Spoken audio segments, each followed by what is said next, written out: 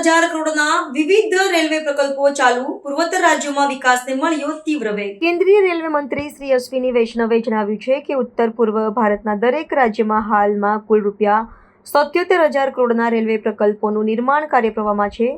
આ ભવ્ય રોકાણ દ્વારા સમગ્ર પૂર્વોત્તર પ્રદેશને રાષ્ટ્રીય રેલ નેટવર્ક સાથે મજબૂત રીતે જોડવાનો ઉદ્દેશ રાખવામાં આવ્યો છે, જેને યાત્રિક અને વેપારી બંને દિશાઓમાં વિસ્તરણ મળે તેવી કેન્દ્ર સરકારની વિશાળ યોજના સૂચવે છે. શ્રી વૈષ્ણવે જણાવ્યું હતું કે વડાપ્રધાન શ્રી નરેન્દ્ર મોદી દ્વારા 2014 પછી પૂર્વોત્તરમાં રેલવે વિકાસ માટેના અનુદાનમાં 5 ગણો વધારો કરવામાં આવ્યો છે.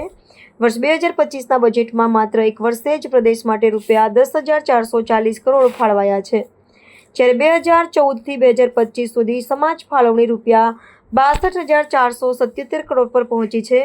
માત્ર મિઝોરમ રાજ્યમાં જ બૈરાબી સૈરાંગ રેલવે લાઇનના દ્વારાથી રાજધાની અઇજોલને ભારતના રાષ્ટ્રીય રેલ નેટવર્ક સાથે પ્રથમ વખત જોડવામાં આવી છે, જેથી વિકાસ અને રોજગારીની નવો તકો ખુલી છે.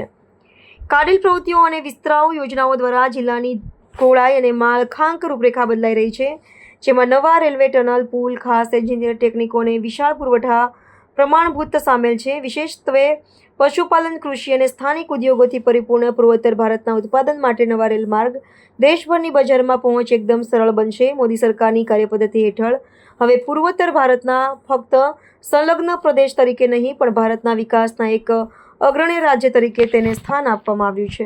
Today, railway projects of 77,000 crore rupees are undergoing construction in the entire Northeast.